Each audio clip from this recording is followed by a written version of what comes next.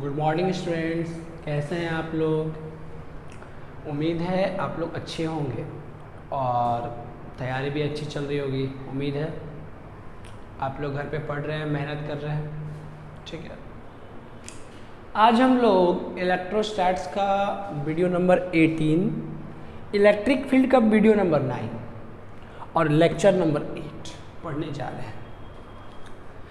छोटा छोटा वीडियो बनाते हैं और कोशिश करते हैं एक बार में एक ही ले, क्योंकि आप लोग के कमेंट होते हैं कि ज़्यादा लंबा वीडियो ना होना चाहिए। कोशिश करते हैं कि 1 घंटा से कम का वीडियो रखा जाए, आप लोग को पढ़ने में दिक्कत ना हो और बोरिंग फील ना हो। चलिए, तो आज हम लोग इलेक्ट्रिक फील्ड पढ़ेंगे ड्यू टू हॉलो स्फीयर या थिन स्फेरिकल सेल, ये पढ़ने वाले हैं। इसका अगला वीडियो एक और आएगा। सोचे थे कि सॉलिड स्फीयर इसमें ही बताएं, हॉलो और सॉलिड दोनों एक ही में बता दें, बट लेंदी हो जाएगा और टाइम काफ़ी लंबा वीडियो हो सकता है, इसलिए छोटा छोटा एक में हॉलो और अगले वीडियो में हम कर देंगे सॉलिड। उसके बाद हमारे पास इलेक्ट्रिक फील्ड का एक वीडियो में जिसमें मैं क्वेश्चन करूँगा, वो वीडियो लंबा हो सकता है, IIT के क्वेश्चंस और इम्पॉर्टेंट क्वेश्चंस, और एक वीडियो में डालेंगे फिजिकल सिग्निफिकेंस। ये 3-4 दिन और हमारा इलेक्ट्रिक फील्ड चलेगा। तो हम लोग इलेक्ट्रिक फील्ड कंप्लीट करेंगे, उसके बाद फिर नया टॉपिक देखेंगे। तो आज का जो हमारा टॉपिक है, पहले समझ लिए, 18वां वीडियो है इलेक्ट्रोस्टैट्स का, इलेक्ट्रिक फील्ड का 9वां वीडियो है और लेक्चर इलेक्ट्रिक फील्ड का 8वां लेक्चर। 8 लेक्चर में क्या क्या पढ़ें। पहला lecture point charge, system of point charge, ठीक है, रिंग, डिस्क, रॉड, 5 हो गया। एक में पढ़ा आपने इन्फिनाइट वायर, ठीक है, एक में पढ़ा आपने इन्फिनाइट वायर और क्या बोलते हैं, इन्फिनाइट वायर जो यूनिफॉर्म इन्फिनाइट चार्ज वायर, और एक में पढ़ा आपने प्लेन शीट जो लास्ट था। एक जो हमारा रिंग वाला था, शायद उसमें 2 पार्ट थे, 2 हिस्सा था वीडियो का, इसलिए एक वीडियो बढ़ गया। तो लेक्चर 8वां मतलब 7 बॉडी के कारण हमने इलेक्ट्रिक फील्ड का अध्ययन स्टडी कर लिया। आज हमारा 8वां बॉडी आ रहा है, ठीक है, 8वां। तीसरा में था कंटिन्यूअस चार्ज डिस्ट्रीब्यूशन, वहीं से स्टार्ट हुआ था ring, disc, rod, uniform infinite wire, infinite plane sheet, ये सब। सर्कुलर आर्क के सेंटर पे सब मैंने बता दिया, सेमी सर्कुलर आर्क के सेंटर पे ये सब का इलेक्ट्रिक फील्ड मैं बता दिया। तो चलिए स्टडी करते हैं। आज का हमारा जो टॉपिक है,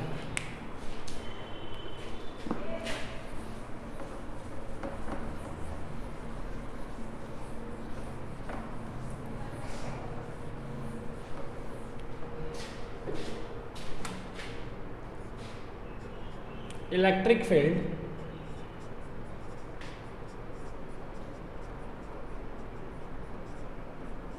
due to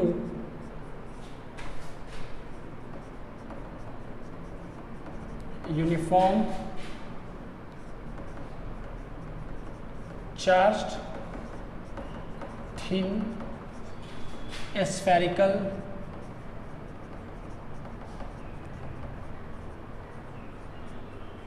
cell, thin spherical shell, या इसको हॉलो स्फीयर बोलो, दोनों का अर्थ। सवाल में जो होते हैं IIT मेडिकल के जो सवाल होते हैं, ठीक है, उसमें यही वर्ड यूज होता है, थिन स्फेरिकल सेल। इसका मतलब समझो हॉलो, हॉलो स्फीयर की बात कर रहा है। किसकी बात कर रहा है? हॉलो स्फीयर की बात कर रहा है।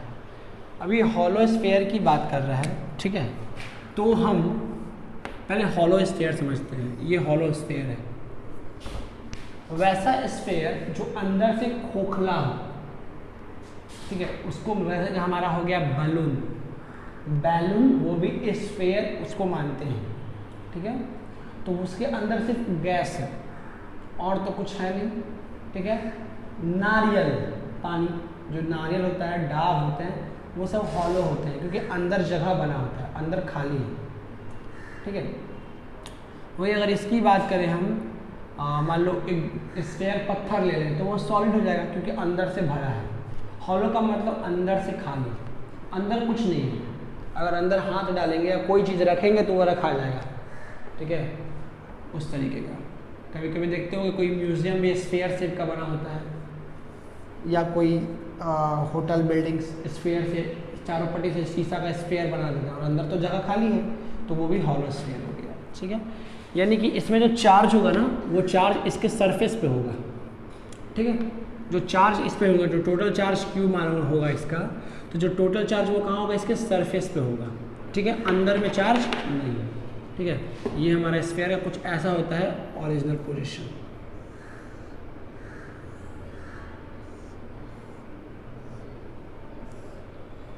ये कुछ ऐसा होता है और ये अंदर से क्या हो गया, खाली। तो हम लोग आज इसकी बात करने जा रहे हैं। ठीक है,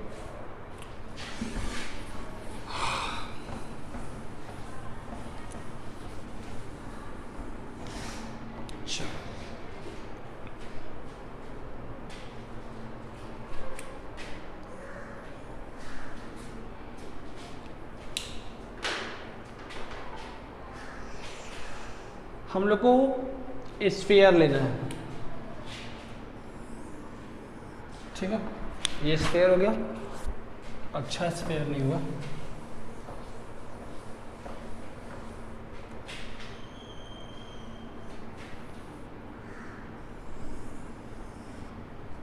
ये एक स्फीयर है जिसके हम लोगों ने रेडियस ए मान ली। ठीक है, हमने रेडियस ए मान लिया, ये पी पॉइंट मान लिया, इसको हमने सेंटर मान लिया, इस डिस्टेंस को आर मान लिया। सेंटर से ये डिस्टेंस, क्योंकि हमको इस पॉइंट पे इलेक्ट्रिक फील्ड निकालना है, इसके कारण इसका टोटल चार्ज क्यू मान लिया। यहाँ से इसकी दूरी जेड मान ली, इस एंगल को थीटा मान लिए, इस एंगल को अल्फा मान लिए। ठीक है, कुछ ऐसा।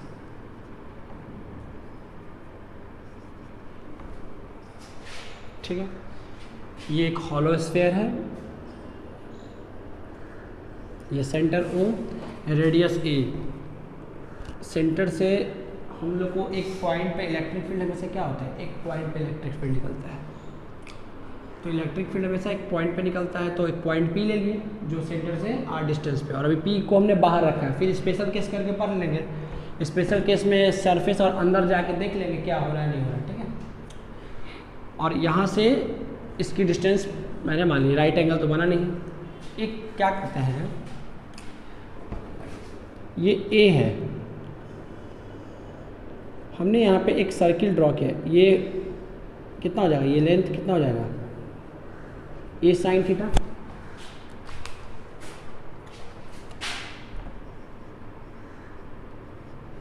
हमने इस पॉइंट को चुना, अगर ये ए जो रेडियस है वो किसका है, स्फीयर का। ठीक है, और ये ए साइन थीटा हो जाएगा ये लंबाई। तो हमने यहाँ पे, ठीक है, यहाँ पे हमने एक सर्किल ड्रॉ कर दिया, ए साइन थीटा रेडियस मान के हमने एक सर्किल ड्रॉ कर लिया। ठीक है, उसके बाद हमने क्या किया, थोड़ा सा ऊपर उसके बाद वाले पॉइंट पे गया। ठीक है, ये पॉइंट देखने के दूर है लेकिन उतना दूर नहीं है। यहाँ अगर हम सटा के बनाएंगे तो फिगर हो जाएगा लेंदी, फिगर आपका हो जाएगा लेंदी और समझ नहीं आएगा। लेकिन ये पॉइंट बिल्कुल इसके नज़दीक है, समझो कि इस पॉइंट के बाद वाला पॉइंट ये है। तो ये एंगल बनाएगा कुछ ना कुछ डी थीटा, ये दोनों के बीच में काफ़ी छोटा होगा। ये जो है ए वो पी के साथ कितना एंगल बनाया है, थीटा। तो जो इसका अगला पॉइंट होगा वो थोड़ा सा बड़ा बनाएगा, थोड़ा ही सा बड़ा बनाएगा ना, तो डी थीटा। यानी ये कितना हो जाएगा, अगर इस रेडियस की बात करोगे तो ये कितना हो जाएगा, ये तुम्हारा हो जाएगा ए, ये हो जाएगा तुम्हारा A sine theta plus D theta. हम लोग को इलेक्ट्रिक फील्ड निकालना है इस P पॉइंट पे, ठीक है। हम लोग को क्या निकालना है बाबू, इलेक्ट्रिक फील्ड। हमने इस P पॉइंट पे एक सर्कल बनाया, ठीक है, और इस पे बनाया, और इन दोनों के जो रिंग, इन दोनों के जो बीच का भी सर्किल है वो इसके बीच में आएगा। तो जब हमने इसका रेडियस मान के और दोनों सर्किल बनाया, एक ये रेडियस और एक ये रेडियस बना के, तो वो कुछ ऐसा बनेगा, ठीक है। इसका ये हो गया r साइन थीटा रेडियस, और ये क्या हो जाएगा, d थीटा उसका मोटाई हो जाएगा। उसमें से काट लेंगे। तो चार्ज तो अंदर है नहीं, चार्ज कहाँ पे है, सरफेस पे, स्फीयर के सरफेस पे। हम लोग ये पहले भी कर चुके हैं, हम लोग ग्रेविटेशनल फील्ड निकाले थे ऐसे ही, हमने ग्रेविटेशनल फील्ड निकाल चुके हैं, ठीक है, हॉलो स्फीयर का, तो उसमें भी यही काम करते हैं, ठीक है। तो हम क्या करते हैं ना, सरफेस का कोई एक पॉइंट को ट्रेस करते हैं, ठीक है, घुमा के देखते हैं। तो ये पॉइंट को मैंने घुमाया, तो घुमा के देखा कि ए साइन थीटा रेडियस का एक सर्कल बन रहा है। उसके बाद वाले पॉइंट को घुमा के देखा तो A R sine theta plus D theta का रेडियस बन रहा है, मतलब वो एक रिंग जैसा बिहेव कर रहा है। इन दोनों के जो बीच जो सर्किल बन रहा है वो कैसा बिहेव कर रहा है, एक रिंग जैसा बिहेव कर रहा है, ठीक है। और उसकी मोटाई कितनी है, ये उसका मोटाई है, ये मोटाई कितना है, थीटा। तो क्या करेंगे हम, इस यहाँ से रिंग काटे ना, तो उसके कारण फील्ड इधर होगा, इलेक्ट्रिक फील्ड तो वेक्टर होता है, इलेक्ट्रिक फील्ड वेक्टर होता है। तो मान लीजिए मैंने यहाँ से एक रिंग काटा, ठीक है, सर्किल तो रिंग और सर्किल को रिंग जैसा ट्रीट कर लो।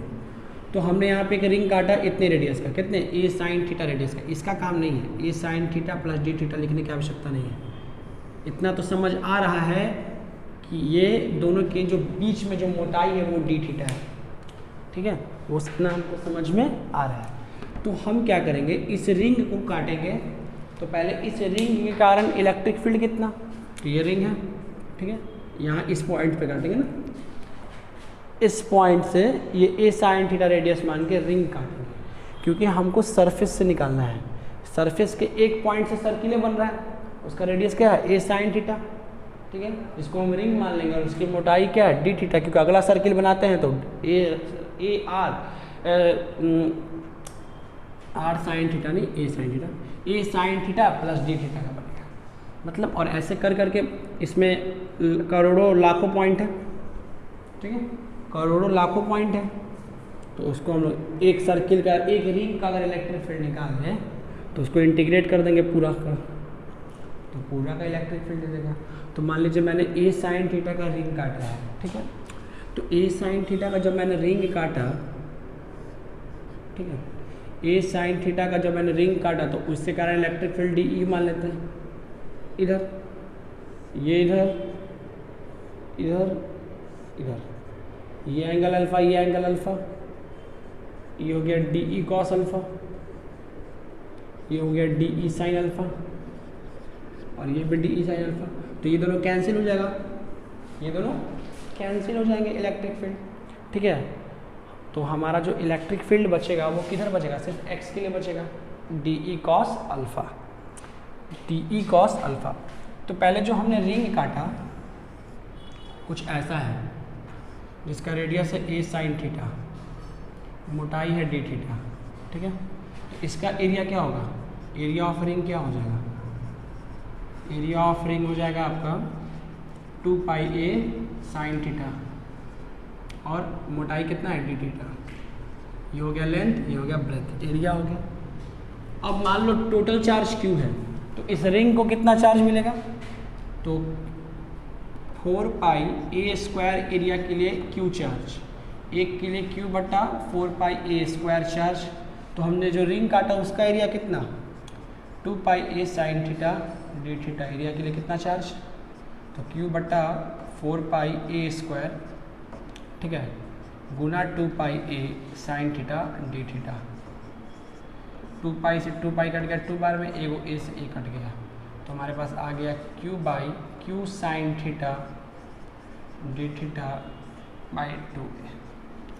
ये किसका चार्ज निकल गया, ये किसका चार्ज निकल गया, रिंग का, जो रिंग का काट है, क्योंकि हमको इलेक्ट्रिक फील्ड रिंग का पता है P पे कितना है DE cos अल्फा, ठीक है। तो और इलेक्ट्रिक फील्ड का बेसिक फॉर्मूला क्या होता है, इलेक्ट्रिक फील्ड का बेसिक फॉर्मूला DE का वैल्यू क्या होगा KQ/R²। तो Q कितना है Q sin theta d theta by 2a, KQ बट्टा R² कितना है रिंग का, जहाँ से रिंग कटा है पॉइंट का दूरी क्या है Z, तो बाई Z²। ये DE का वैल्यू निकाल दिए, किसका वैल्यू निकाल दिए DE का। लेकिन जो इलेक्ट्रिक फील्ड है वो कितना है रिंग के कारण, ये तो DE निकल गया, लेकिन इलेक्ट्रिक फील्ड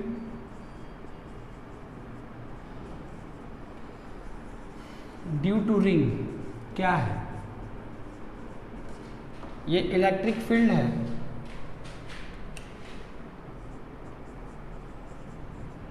ये electric field due to ring, और ये electric field due to ring in X axis कितना DE cos अल्फा। DE का वैल्यू निकाल के रखे हो KQ sin theta d theta by 2a Z² और एक cos अल्फा, ठीक है। हमको इलेक्ट्रिक फील्ड पता चल गया इस रिंग के कारण। हमने रिंग काटा है, कहाँ से रिंग काटा है सरफेस पे से, बीच से नहीं काट सकते क्योंकि बीच में चार्ज नहीं है, सॉलिड स्फीयर नहीं है कि आप बीच से, डिस्क जैसा होता है ना, आपने डिस्क में से रिंग काट लिया बीच से, ऐसे नहीं काट सकते। आपको जब भी काटना होगा इसके से काटना होगा। तो हमने एक रिंग काट लिया a sin थीटा रेडियस का, ये उसका रेडियस, और फिर यहाँ पे उस अगले पॉइंट पे गए तो देखें कि थीटा से कन्वर्ट होकर d थीटा हो गया। पहले ये थीटा एंगल बना रहा था, फिर d थीटा, यानी कि मोटाई हो गई d थीटा, और मैंने चार्ज का बंटवारा कर लिया, यूनिफॉर्म है, टोटल चार्ज Q है, तो टोटल चार्ज Q है तो उसके अनुसार मैंने चार्ज बांट दिया कि इसका चार्ज इतना। इलेक्ट्रिक फील्ड का basic formula KQ by distance का स्क्वायर, तो K उसका Q इतना और डिस्टेंस कितना है उस रिंग का पॉइंट से Z। Is that clear Z, तो Z²। लेकिन इलेक्ट्रिक फील्ड जो निकलेगा, नेट इलेक्ट्रिक फील्ड जो हमारा निकलेगा वो E नेट कितना निकलेगा रिंग के कारण DE cos अल्फा, तो DE cos अल्फा। अब देखो इसमें कितने वेरिएबल है, एक तो Z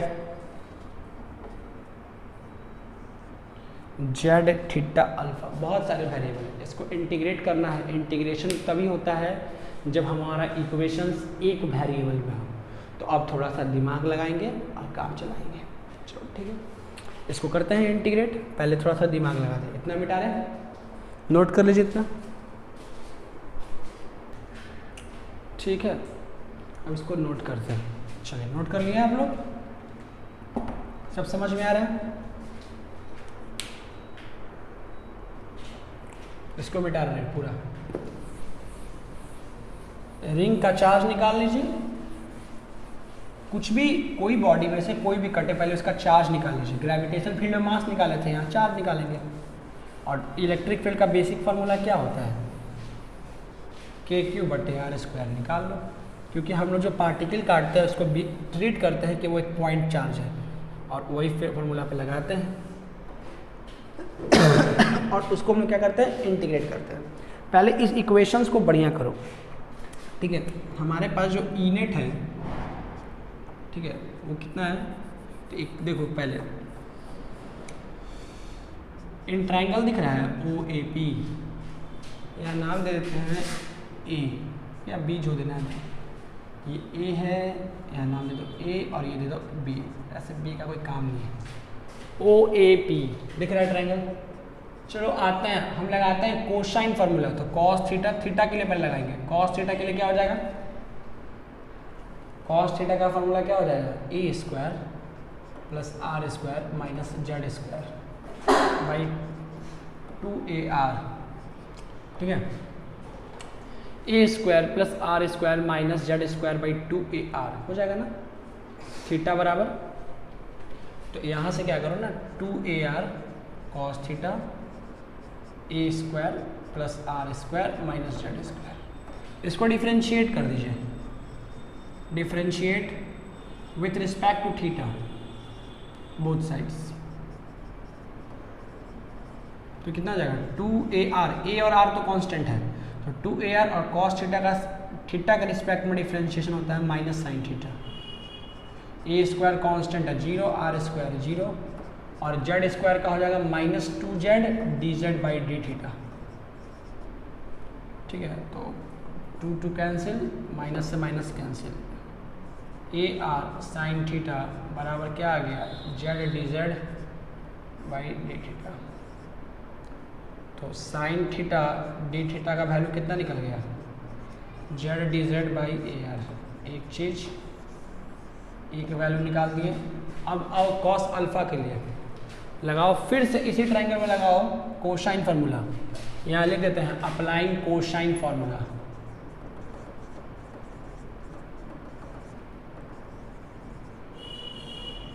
ठीक है, इसमें फिर अगेन उसी ट्रायंगल में, लेकिन अभी कॉस अल्फा के लिए। तो कॉस अल्फा बराबर क्या हो जाएगा Z square plus R square minus A square by 2ZR। इससे कॉस अल्फा का वैल्यू निकल गया। देखो हमारे इक्वेशन में कॉस अल्फा का वैल्यू निकाल दिए जेड के टर्म में, और साइन डी थीटा का वैल्यू भी निकाल दिए जेड के टर्म में। तो जो हमारा इंटीग्रेशन होगा वो वेरिएबल जेड के टर्म में रह के इसको इंटीग्रेट कर देंगे। ठीक है, क्योंकि हमारा वेरिएबल यहाँ पे जेड है, आर और ए तो कांस्टेंट है, ए तो रेडियस है वो कांस्टेंट और आर डिस्टेंस भी कांस्टेंट। जेड हर पॉइंट से चेंज करेगा ना, तो वेरिएबल हमारा जेड है। यहाँ पे लिए तो जेड, अब मान लो यहाँ लेंगे तो जेड चेंज, यहाँ लेंगे तो जेड चेंज, हर जगह पे जेड चेंज। तो हमारा असली वेरिएबल जेड था, तो यहाँ पे थीटा और अल्फा भी आ चुका था, तो उसको क्या करिए ना, उसको हम लोग जेड के फॉर्म में कन्वर्ट कर लेंगे। जेड के फॉर्म में कन्वर्ट करने के लिए दो चीज़ करना पड़ेगा, नोट कीजिए इतना। ठीक है, अब इसको पुट कर लेते हैं। ठीक है, तो हमारे पास क्या आ जाएगा इक्वेशंस, डी कॉस अल्फा का वैल्यू क्या आ जाएगा, डी कॉस अल्फा का वैल्यू आ जाएगा के क्यू साइन डी थीटा का वैल्यू कितना हो जाएगा Z D Z by A R. 2 Z square पहले से है ऑलरेडी नीचे, और कॉस अल्फा का वैल्यू क्या आ जाएगा Z square plus R square minus A square by 2ZR। Is that clear? ये पहले से था, देख लो, ये नहीं सॉरी, ये पहले से था के क्यू बाई 2 जेड स्क्वायर था, साइन थीटा डी थीटा का value Z D Z by A R, और कॉस अल्फा का वैल्यू है। देखो एक जेड से देखो ये एक जेड से एक जेड कैंसिल। ठीक है, इसको ठीक ठाक करोगे तो क्या आ जाएगा डी कॉस अल्फा का वैल्यू के क्यू, ऊपर बच गया डी जेड, और 2 और 2 4 ए आर स्क्वायर, और Z square plus R square minus A square, अब बाइक नीचे एक जेड स्क्वायर।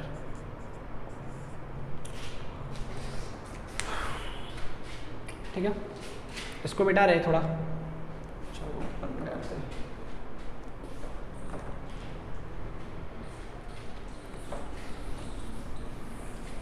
यहाँ साइड पे जगह है, इतना मिटेगा। चलो थोड़ा सा ऊपर ही देख लेते हैं। तो हमारे पास डी कॉस अल्फा का वैल्यू क्या आया के Q 4a square, Z square से अगर डिवाइड करेंगे तीनों टर्म में तो हमारे पास आएगा 1 plus R square minus A square by Z square, यही ना आएगा, और डी जेड ये हमारा निकल गया। अब हमको बस इंटीग्रेट करना होगा। ठीक है, क्या करना होगा इंटीग्रेट, इतना नोट कीजिए।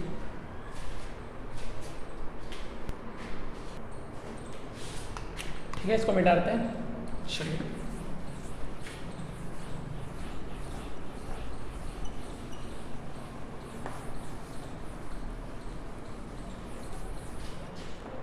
तो ई नेट बराबर क्या करना होगा,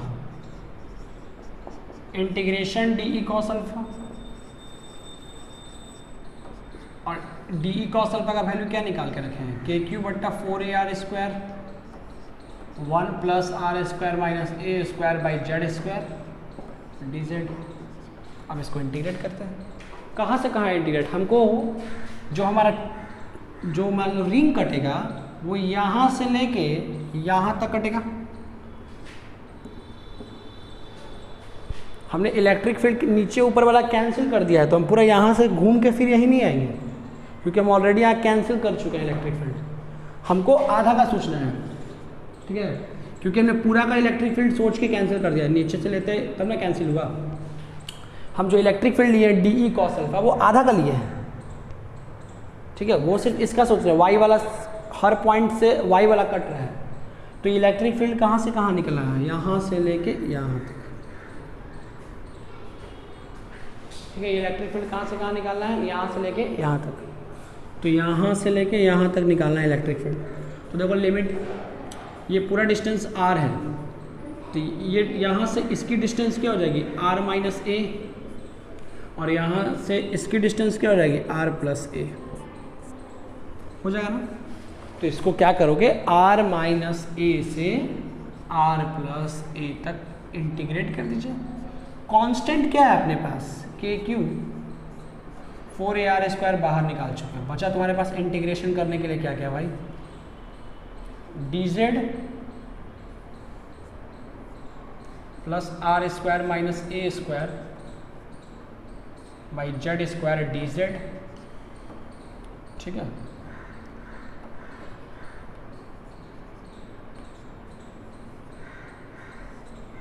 कहाँ से कहाँ, r plus A, r minus A से r plus A, r minus A से r प्लस ए, दो टर्म है ना, तो दोनों या तो एक ही में कर लो या तो अलग अलग कर लो।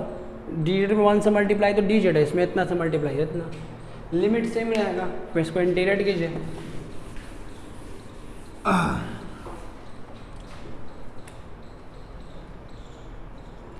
ठीक है, अब देखिए के Q by 4ar², D Z का इंटीग्रेशन जेड, ठीक है, लिमिट जो रहेगा वो, और इसमें r² माइनस a² कांस्टेंट बाहर, बच गया dz बाई z²। तो dz बाई z² का इंटीग्रेशन होता है 1 by Z minus 1 by Z, limit r minus A से r प्लस ए, ठीक है। dz by z² minus 1 by Z, पता है ना, पावर ऊपर भेज दीजिए, जितना पावर है उसमें एक जोड़ दीजिए, उतना डिवाइड कर दीजिए। r plus A minus r plus ए, ये इसका काम हो गया। ये माइनस को हटा लो, तो इसको भेज दो ऊपर, इसको भेज दो नीचे, तो 1/r माइनस ए माइनस 1/r प्लस ए, इसका काम, ठीक है। इसको पहले पुट कर दिए क्योंकि माइनस हटा दिए।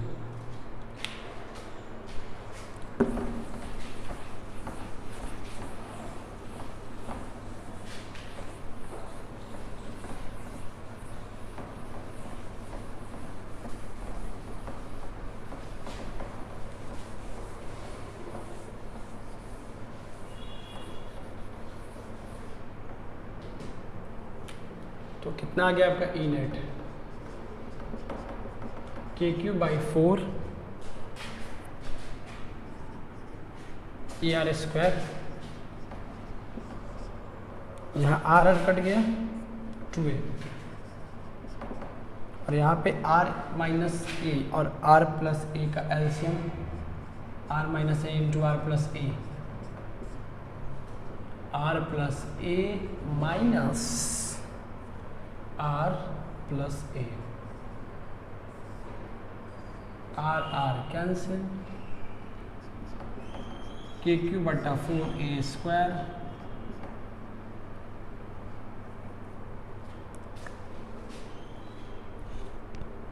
2 + 1 - 1, नीचे आ गया +1, ठीक है। तो ऊपर कितना आ जाएगा, 2a + 2a बट्टा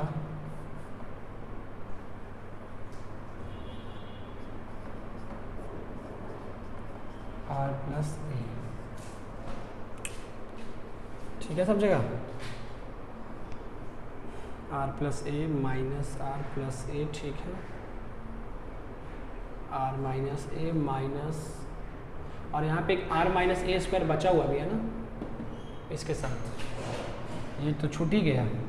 देखिए ये तो ये जो लिखा है बस इसका खेल है, ये तो बचा ही हुआ है साथ में, तो अगर यहाँ पे बचा हुआ है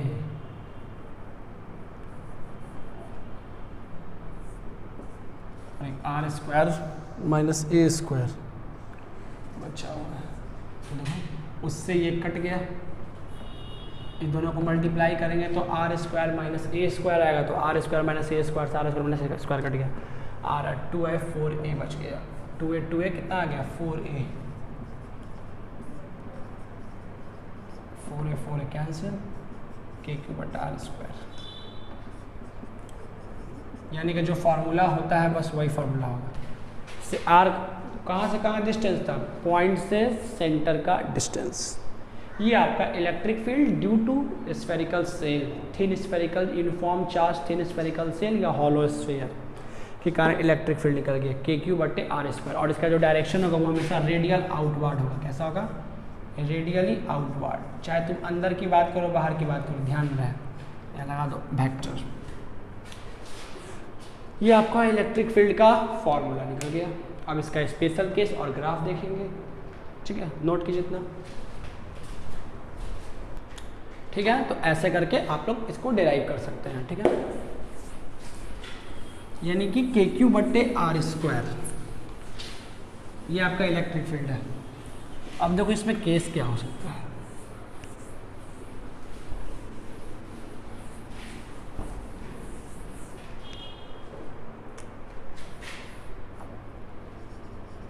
केस 1, इफ जो R है, R क्या है सेंटर से पॉइंट का दूरी, अगर वो मान लीजिए रेडियस के बराबर हो जाए तब इलेक्ट्रिक फील्ड क्या हो जाएगा k³ बटा आर स्क्वायर, ये ना हो जाएगा एट सरफेस। ये जो इलेक्ट्रिक फील्ड निकला कहाँ निकला बाहर, ये इलेक्ट्रिक फील्ड कहाँ निकला बाहर, पॉइंट, ये पॉइंट कहाँ था बाहर था ना, तो इलेक्ट्रिक फील्ड बाहर तो इतना फिक्स है, ठीक है। ये कहाँ निकल गया एट सरफेस, क्योंकि छोटा और बड़ा और बराबर हो गया, मतलब जो P पॉइंट है वो स्फीयर के सरफेस पे है। और केस 2, इफ R छोटा हो जाए R से, कहाँ inside shell, inside the shell, ठीक है, यानी अंदर आ जाओगे। तो देखो लॉजिक ये कहता है कि अंदर तो चार्ज था ही नहीं, और चार्ज नहीं होता है तो इलेक्ट्रिक फील्ड 0 होता है नॉर्मल। हॉलो स्फीयर में अंदर चार्ज नहीं होता है, जब अंदर चार्ज नहीं होता है तो इलेक्ट्रिक फील्ड 0, तो इलेक्ट्रिक फील्ड 0, ठीक है। और नहीं तो जैसे इंटीग्रेट किए थे ना सिंपल, वैसे ही इंटीग्रेट करके लिमिट क्या लिए थे r माइनस ए से r प्लस ए लिए थे ना लिमिट, इसमें क्या करो a माइनस आर से a प्लस आर लिमिट ले लो, क्योंकि अब तुम्हारा a बड़ा हो गया है r से, क्योंकि पॉइंट चला गया अंदर। ऐसे करके देख लो, आंसर ऑटोमेटिक 0 दे देगा, करके देख लीजिएगा। आप जो इंटीग्रेशन किए हैं, आप जो इस टर्म को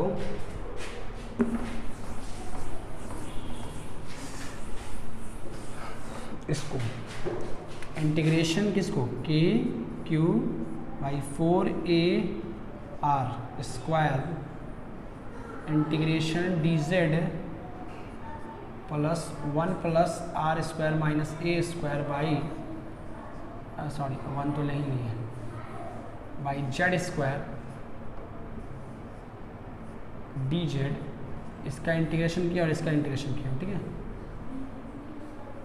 किए तो हम लोग लिमिट लिए थे r माइनस ए, इसमें लेना a माइनस आर से a plus R, a minus R से a प्लस आर, ठीक है। ऐसा करके सॉल्व कीजिएगा, दे देगा 0। तो electric field inside the spherical shell 0, बहुत इंपॉर्टेंट क्वेश्चन है, बहुत सारे MCQ में बहुत बार पूछा है। इलेक्ट्रिक फील्ड कितना होगा, हॉलो स्फीयर का इलेक्ट्रिक फील्ड क्या होगा इनसाइड द स्फीयर। सेंटर पे जब अंदर में ही जीरो है तो सेंटर पे क्या होगा? जब अंदर में जीरो है तो सेंटर पे क्या होगा? ऑटोमेटिक जीरो होगा।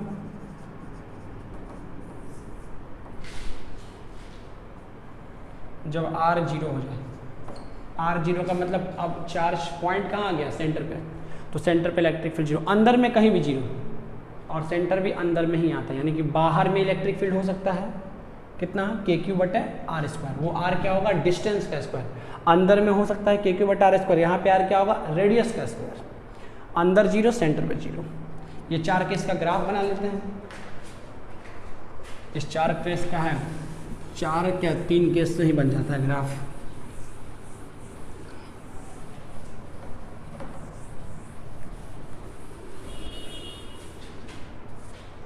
देखो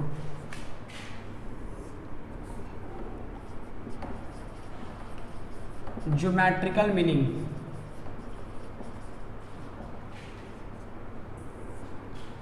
electric field versus R. R क्या है? पॉइंट का डिस्टेंस।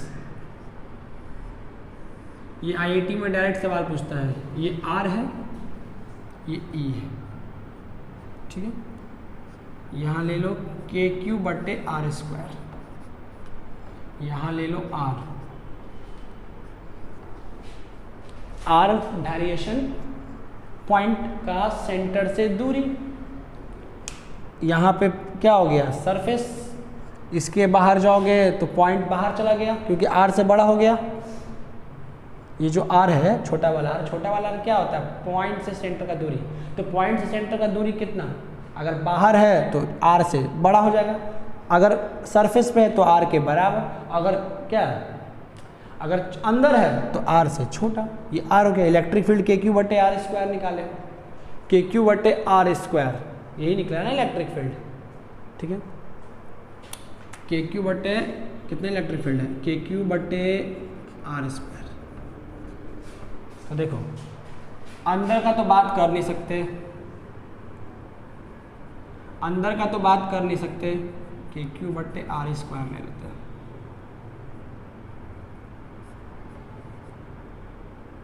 नहीं, छोटा वाला आर स्क्वायर लीजिए। बाहर वाला केस क्या है?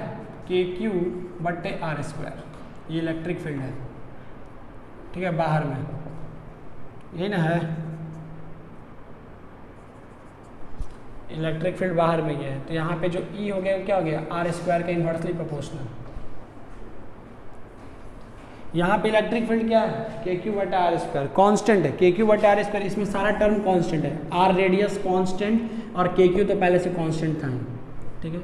अंदर जीरो है, सेंटर पे जीरो, मतलब आर पे इलेक्ट्रिक फील्ड कितना? कांस्टेंट। तो कांस्टेंट देखो लाइन पर ही है,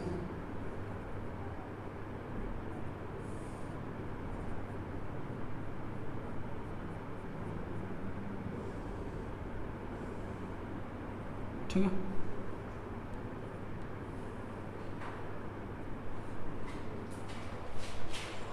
आर सरफेस पे इलेक्ट्रिक फील्ड क्या है? कांस्टेंट। तो इलेक्ट्रिक फील्ड कांस्टेंट है तो वाई एक्सिस के वो लाइन पैरेलल पार दीजिए, वाई एक्सिस के पैरेलल एक लाइन पार लीजिए। नहीं, वाई एक्सिस के नहीं, एक्स एक्सिस के, सॉरी, एक्स एक्सिस के लिए वो पैरेलल लाइन पार लीजिए, ठीक है। इस आर पॉइंट पे इलेक्ट्रिक फील्ड क्या है? कांस्टेंट है। इस आर पे इलेक्ट्रिक फील्ड क्या है? कांस्टेंट। यहाँ भी कांस्टेंट, ये सॉरी एक्स वाई एक्सिस के पैरेलल पढ़िए ना। आर सरफेस पे इलेक्ट्रिक फील्ड कांस्टेंट है ना, तो यहाँ पे इलेक्ट्रिक फील्ड कांस्टेंट है आर पॉइंट पे, तो इलेक्ट्रिक फील्ड का कैसा होगा? ऐसा लाइन पारेंगे। यहाँ पे इलेक्ट्रिक फील्ड, यहाँ भी आर, अगर आर पे है तो इलेक्ट्रिक फील्ड सब जगह पे एक ही होगा, कहीं चेंज नहीं करेगा। अब और अंदर तो है ही नहीं, आर के अंदर, यानी आर से जैसे ही छोटा होगा वो छोटा वाला आर, मतलब पॉइंट अंदर जाएगा, इलेक्ट्रिक फील्ड तो जीरो होता है, तो उसके अंदर बात ही नहीं करना है। बाहर आओगे तो इलेक्ट्रिक फील्ड आर के बाहर तो क्या है? आर स्क्वायर के इन्वर्सली प्रोपोर्शनल, कुछ ऐसा ग्राफ बनेगा। ये आपका ज्योमेट्रिकल मीनिंग हो गया। इसके बाहर इलेक्ट्रिक फील्ड आर स्क्वायर के इन्वर्सली प्रोपोर्शनल। यहाँ पे इलेक्ट्रिक फील्ड कांस्टेंट, यहाँ पे इलेक्ट्रिक फील्ड कितना, आर पॉइंट पे इलेक्ट्रिक फील्ड कांस्टेंट, तो लाइन पार दीजिए, यानी जो तुम्हारा इलेक्ट्रिक फील्ड है बस इसी के बीच में है, और अंदर का तो सोचना ही नहीं, अंदर इलेक्ट्रिक फील्ड जीरो है। अगर अंदर भी कुछ इलेक्ट्रिक फील्ड होता तो इधर का भी कोई ग्राफ बनता, जैसे सॉलिड स्फीयर में बनेगा, सॉलिड स्फीयर में कुछ ऐसा बनेगा, इसमें नहीं बनेगा, इसमें यही आपका ग्राफ हो गया। अंदर में आर के उस तरफ आर स्क्वायर के इन्वर्सली प्रोपोर्शनल, तो ग्राफ ऐसे बना दो, आर पे कांस्टेंट तो सीधा लाइन पार देते हैं, और आर के अंदर तो है ही नहीं, तो हो गया, खेला खत्म। तो ये आपकी इलेक्ट्रिक फील्ड की थ्योरी कंप्लीट हो गई। इतना बनाइए।